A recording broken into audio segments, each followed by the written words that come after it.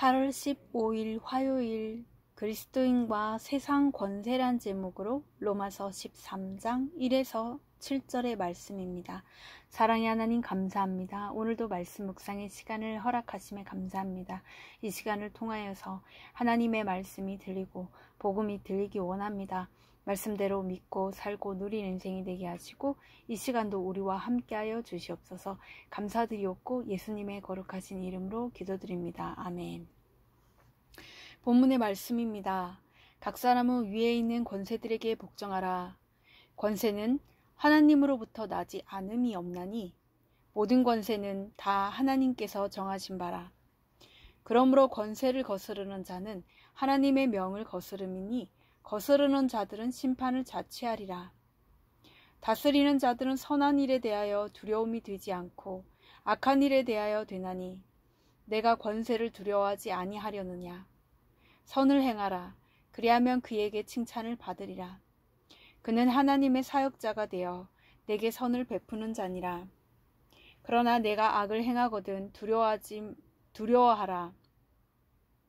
그가 공연히 칼을 가지지 아니하였으니 곧 하나님의 사역자가 되어 악을 행하는 자에게 진노하심을 따라 보응하는 자니라. 그러므로 복종하지 아니할 수 없으니 진노 때문에 할 것이 아니라 양심을 따라 할 것이라. 너희가 조세를 바치는 것도 이로 말미암음이라. 그들이 하나님의 일꾼이 되어 바로 이 일에 항상 힘쓰느니라. 모든 자에게 줄 것을 주되 조세를 받을 자에게 조세를 바치고 관세를 받을 자에게 관세를 바치고 두려워할 자를 두려워하며 존경할 자를 존경하라. 아멘. 도움말입니다. 자취하다는 잘하든 못하든 자기 스스로 그렇게 되게 만들다는 의미이고 4절에 그는 하나님의 사역자가 되어는 신적 섭리의 질서에서 통치자는 하나님의 종이다란 뜻입니다. 조세는 직접적인 세금으로 국가가 필요한 경비를 마련하고자 국민으로부터 강제로 거두어 들이는 금전 또는 재물을 말합니다. 관세는 간접적인 세금으로 한 나라의 세관을 통과하는 상품에 대하여 부과하는 통관세나 다양한 공공사업들에 대한 비용 등을 망라합니다. 본문 요약입니다. 모든 권세는 하나님께로부터 온 것이기에 각 사람은 위에 있는 권세들에게 복종해야 합니다. 다스리는 자들은 선을 행하는 자를 칭찬하며 그에게 선을 베풀지만 악을 행하는 자에게는 보응합니다. 하나님의 일꾼이 되어 이 일에 힘쓰는 권세들에게 우리는 조세를 바치고 존경할 자를 존경해야 합니다. 오늘의 중보기도입니다. 가정주부와 직장인들이 하나님이 세우신 남편과 상사의 질서에 복종함으로 거룩을 이뤄가게 하옵소서. 아멘. 본문 해설입니다. 첫 번째, 권세의 근원 1에서 2절의 내용입니다. 각 사람은 세상 권세로 다스리는 자들에게 복종해야 합니다. 권세들에게 복종해야 하는 것은 모든 권세의 궁극적인 근원이 하나님이시기 때문입니다. 인간의 눈으로는 통치자들이 힘과 세습 또는 국민적 인기로 권력을 얻는 것처럼 보이지만 성도는 그 뒤에 있는 하나님을 봅니다. 지극히 높으신 이가 자기의 뜻대로 사람의 나라를 누구에게든지 주십니다. 그러므로 세상 통치자들의 권위를 인정하지 않는 자는 하나님의 명을 거스름으로 심판을 자초합니다. 적용 질문입니다. 나는 모든 권세가 다 하나님께로부터 나옴을 믿고 세상 권세들의 권위를 인정하고 있습니까? 두 번째, 권세의 기능 3에서 4절의 내용입니다. 다스리는 자들에게 하나님이 사회 질서를 유지하는 중요한 역할을 맡기셨으므로 우리는 통치자들에게 복종해야 합니다. 다스리는 자들은 자신들이 가진 힘으로 인해 사람들에게 두려움과 거부함을 줄 수 있습니다. 그러나 성도는 오직 하나님의 뜻에 따라 선을 행함으로 권세를 두려워하지 않고 오히려 그에게 칭찬을 받아야 합니다. 또한 다스리는 자들도 선한 일을 보상하고 악한 일은 보응함으로써 이 세상에서 하나님의 뜻을 수행하는 사역자가 되어야 합니다. 적용 질문입니다. 세상 통치자의 눈치를 보며 아부합니까? 아니면 하나님의 뜻에 따라 그에게 선을 행합니까? 세상 권세가 내가 당한 악을 보응해 줄 것을 믿고 친히 원수 받지 않기로 결정합니까? 세 번째, 권세의 권리. 5에서 7절의 내용입니다. 성도는 세상을 축복하고자 통치자들을 통해 질서를 세우신 하나님의 섭리를 깨닫고 그 질서에 복종해야 합니다. 권세에 복종하는 가장 대표적인 예가 세금 납부입니다. 인간적인 관점으로는 세금을 안 내고 피하는 것이 지혜로워 보입니다.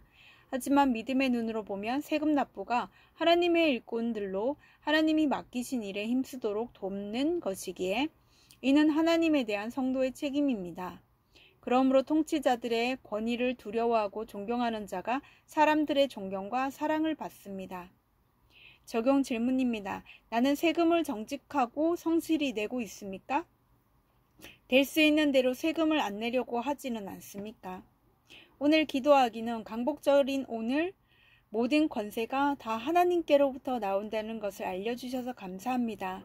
제가 가진 권세와 권위로 자녀들에게 상처를 주고 아랫사람들을 괴롭힌 것을 용서해 주옵소서. 나라가 없으면 예배를 못 드린다는 것을 알고 국가 지도자들과 나라를 위해 간절히 기도하게 하옵소서. 아멘. 묵상 간증입니다. 꿈을 먹어버린 불순종이란 제목으로 이현성님의 말씀 적용글입니다. 어린 시절 씨 없는 수박으로 유명한 고 우장춘 박사의 전기를 읽고 흥미를 느낀 저는 유전공학자가 되는 꿈을 꾸었습니다. 이후로도 관련 서적들을 찾아 읽으며 과학에 남다른 애정을 가졌고 과학 경시대회에 학교 대표로 나가기도 했습니다. 그러나 제가 고1 때 수학 시간에 있었던 일입니다. 저는 수업 도중에 몰래 연애 편지를 쓰다가 선생님께 들키고 말았습니다. 선생님은 편지를 빼앗아 제가 쓴 내용을 학급 아이들에게 큰 소리로 읽어주시며 하나하나 분석하듯 놀리셨습니다. 그리고 나무 막대기로 제 머리를 두드리며 혼을 내셨습니다. 그날 이후로 저는 수치심과 모멸감의 늪에 빠져 그 선생님을 미워했습니다. 당시 저는 교회에 다니지 않았기에 권세는 하나님으로부터 나지 않음이 없나니 모든 권세는 다 하나님께서 정하신 바라는 말씀이 있는 줄도 몰랐습니다. 그리고 저는 수학 수업을 듣고 싶지 않아 숙제도 하지 않고 반항했습니다. 숙제를 하지 않으면 선생님께 엉덩이를 맞았는데 한 대로 시작해 매주 2대씩 매가 늘었습니다. 그러다 저는 32대까지 맞았지만 끝내 숙제를 하지 않았습니다. 그렇게 저는 스스로 수포자, 수학 과목을 포기한 사람이 되었고 저의 장래 희망마저 포기했습니다. 유전공학 관련 학과가 있는 대학은 이과로 진학해야만 지원할 수 있었지만 저는 수학은 쳐다보기도 싫어 문과를 택했습니다.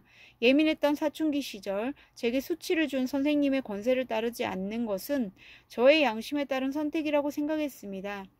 그러나 그 결정으로 장래 희망도 버리고 대학에 가고 싶은 생각마저 없어져 방황했던 것이 결국은 권세를 거스르고 하나님의 명을 거슬러 심판을 자치한 결과임을 뒤늦게서야 깨닫게 되었습니다. 앞으로도 살면서 불합리한 권세들을 만나겠지만 이제는 그때마다 말씀과 공동체를 통해 하나님께 잘 물으며 통과하길 소망합니다. 이분의 적용하기는 아내가 집안일로 힘들다고 할 때 이야기를 잘 들어주고 분담해서 하겠습니다. 직장 신우회에 성실히 참석하되 업무에 지장이 없도록 경계를 잘 지키겠습니다. 입니다.